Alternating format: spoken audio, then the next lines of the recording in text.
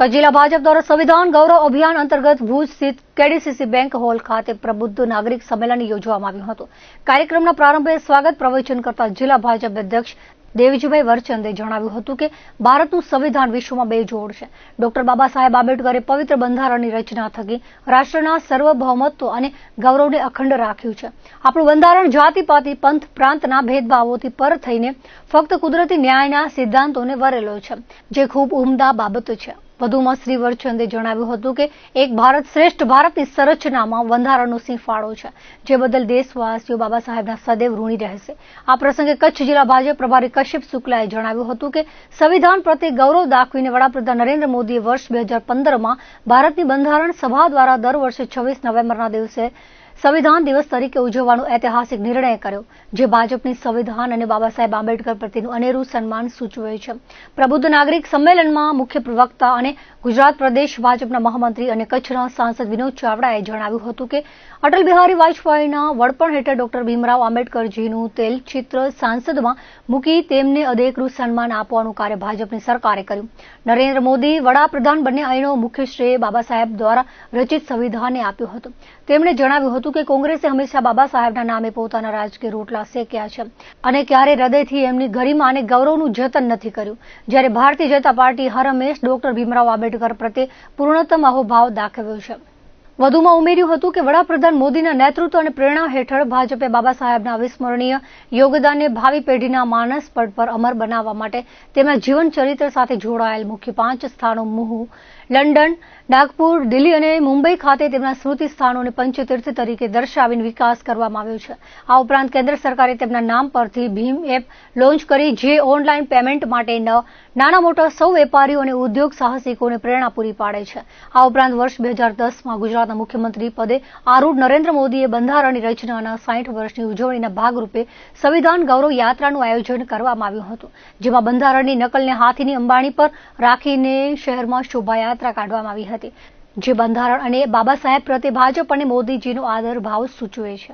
દેશની અંદર જ્યારે આપણા સંવિધાનની 75 વર્ષની ઉજવણી આપણે સૌ કરી રહ્યા છીએ, જેના ભાગરૂપે દેશના વડાપ્રધાન શ્રી નરેન્દ્ર મોદી સાહેબના નેતૃત્વમાં આખા દેશની અંદર સંવિધાન ગૌરવ અભિયાન અંતર્ગત દરેક જિલ્લાઓની અંદર અમારા ભારતીય જનતા પાર્ટી દ્વારા, અમારા ચૂંટાયેલા સૌ ધારાસભ્યો, જનપ્રતિનિધિઓ દ્વારા સમાજના અલગ અલગ વર્ગના સૌ પ્રબુદ્ધ નાગરિકો સાથે એક ગોષ્ઠી કરવામાં આવી રહી છે। આજે ભુજની અંદર પણ એક કાર્યક્રમ યોજાયો હતો। જિલ્લા ભાજપના પ્રમુખ શ્રી દેવજીભાઈ સૌ ધારાસભ્યશ્રીઓ, અમારા પ્રભારી શ્રી કશ્યપભાઈ સૌ લોકો ઉપસ્થિત રહ્યા હતા। ધારાસભ્ય શ્રી માલતીભાઈ, નાગરિક શ્રી પ્રીતમભાઈ, વિનોદભાઈ અને મોટી સંખ્યામાં સૌ નાગરિકો ઉપસ્થિત રહ્યા હતા અને સાચા અર્થમાં સંવિધાન જે પ્રકારે આપણા મૂળભૂત હકો, આપણા અધિકારો આપણને મળ્યા છે અને જે સંવિધાનની ઉજવણી નીચે લોકો સુધી પહોંચી, લોકો પણ એની અંદર મોટા પ્રમાણમાં જોડાય, કારણ કે 75 વર્ષ જયારે સંવિધાનને થયા છે એની ઉજવણી આપણે સૌ કરી રહ્યા છીએ, જેના ભાગરૂપે આજે અમારા ભારતીય જનતા પાર્ટી દ્વારા પણ ભુજની અંદર પણ એક કાર્યક્રમ યોજવામાં આવ્યો। દેશની આઝાદીની લડતમાં બહુમૂલ્ય યોગદાન આપનાર નેતાજી સુભાષચંદ્ર બોઝની જન્મ જયંતિ ઉજવાઈ હતી। ભુજમાં મંગલમ પાસે આવેલી તેમની પ્રતિમાને ભુજ નગરપાલિકા અને વિવિધ સંસ્થાઓ દ્વારા હારારોપણ કરી શ્રદ્ધાંજલિ અપાઈ હતી। ભુજ નગરપાલિકાના પ્રમુખ રશ્મિબેન સોલંકી, જાણીતા ધારાશાસ્ત્રી શંકરભાઈ સચદેએ નેતાજીના જીવન ચરિત્રમાંથી બોધપાઠ લેવાનો અનુરોધ કર્યો હતો।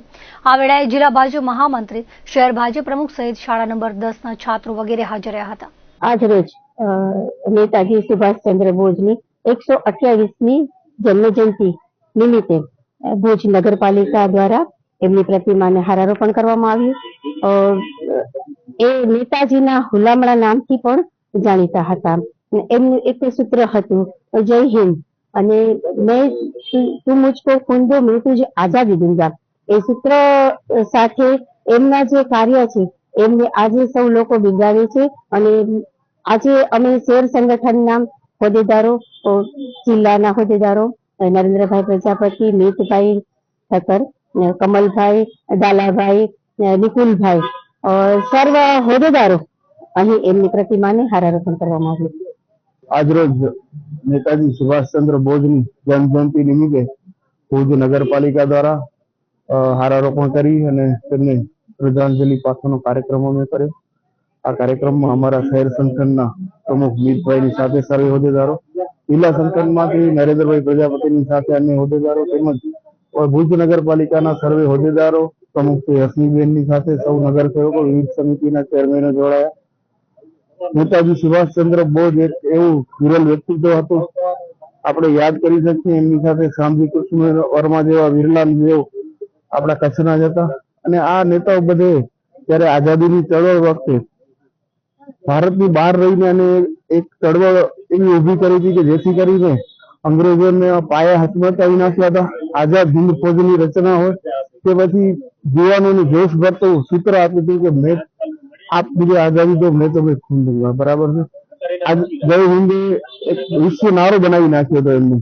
તો આવા બધા વિરલાઓને આજના દિવસે યાદ કરી અને અંદરથી ગૌરવની લાગણી ઉત્પન્ન થાય છે. ફરીને આજના દિવસે નેતાજી સુભાષચંદ્ર બોઝના ચરણોમાં કોટી કોટી વંદન. આજે નેતાજી સુભાષચંદ્ર બોઝની 128મી જન્મ જયંતિ છે. તે પ્રસંગે તેમની આ દેશની સેવાઓને શ્રદ્ધાંજલિ આપવા માટે સતત અને સામનારી સંસ્થા તરફથી કાર્યક્રમ યોજવામાં આવ્યો છે. કેવા કામો કર્યા છે? નેતાજી સુભાષચંદ્ર બોઝ એમની શૈક્ષણિક કારકિર્દી ખૂબ જ તેજસ્વી હતી. કલકત્તામાંથી ગ્રેજ્યુએશન કર્યા બાદ એ ઇંગ્લેન્ડ ગયા અને ICS થયા. ICS થઈને ભારત પાછા આવ્યા ત્યારે રાષ્ટ્રપિતા મહાત્મા ગાંધીજીની રાહબરી હેઠળ સમગ્ર દેશમાં અસહકારનું આંદોલન ચાલતું હતું. અસહકારને ICSની નોકરી કરવાને બદલે અસહકારના આંદોલનમાં જોડાયા અને 11 વખત જેલમાં ગયા. ભારતીય રાષ્ટ્રીય કોંગ્રેસના પ્રમુખ થયા, પણ વૈચારિક મતભેદ થતા એ કોંગ્રેસમાંથી છૂટા પડ્યા. બીજા વિશ્વયુદ્ધ વખતે કોંગ્રેસની નેતાગીરીએ બ્રિટિશ સરકારને ટેકો આપવાનું નક્કી કર્યું. સુભાષચંદ્ર બોઝ એમ માનતા હતા કે જે સલ્તનતે 200 વર્ષ સુધી આ દેશને પીડિત કરેલો હોય એને કોઈ સંજોગોમાં ટેકો આપી શકાય નહીં. અને સુભાષચંદ્ર બોઝની એવી એક માન્યતા હતી कि विचारों से जहाँ आँच आए, विचारों से जहाँ आँच आए वहाँ टकराना जरूरी है. अगर जिंदा हो तो फिर जिंदा हो ऐसा लगना जरूरी है. એ વિચારસરણીના એ અનુયાયી હતા.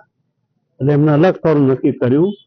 આરજી હુકુમત હિન્દ અને આઝાદ હિન્દ સેનાની એમણે રચના કરી.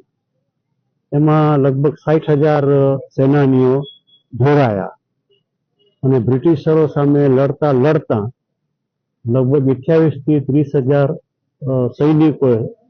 સેનાનીઓએ શહાદત વહોરી.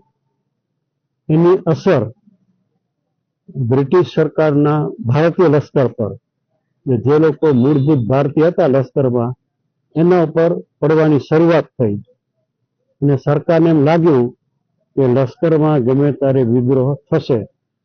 ત્યારે સરકારે આ દેશને આઝાદી આપવાનો નિર્ણય કર્યો.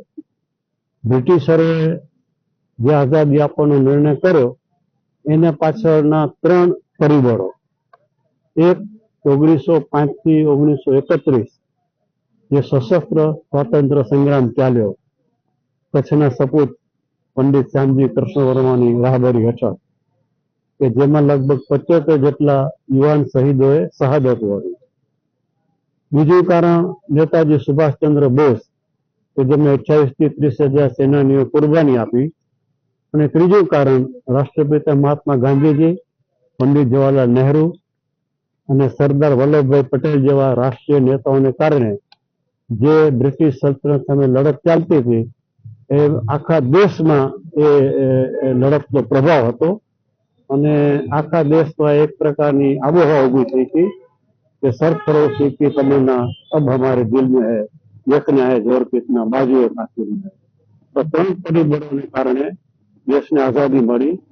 અને હું માનું છું કે 1905 થી 1938 દરમિયાન જે 75 યુવાનો શહીદ થયા એમનું યોગદાન છે.